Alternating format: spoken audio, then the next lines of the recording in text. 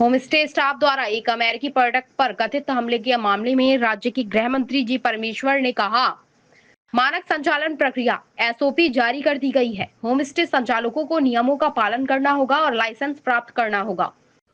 ಅಲ್ಲ, ನಾವು ಈ ಹೋಮ್ ಸ್ಟೇಗಳಿಗೆಲ್ಲ ಈಗಾಗಲೇ ಒಂದು SOPಯನ್ನು ನಾವೆಲ್ಲ ಸರ್ಕ್ಯುಲೇಟ್ ಮಾಡಿದ್ದೇವೆ. ಇದೇನು ಹೊಸದಾಗಿ ಮಾಡಿರ್ತಕ್ಕಂಥದ್ದೆಲ್ಲ ನಾವು SOP ಸರ್ಕ್ಯುಲೇಟ್ ಮಾಡಿರೋದು. ಅವರು ಅದರ ಪ್ರಕಾರ ಕ್ರಮ ಮಾಡಬೇಕು.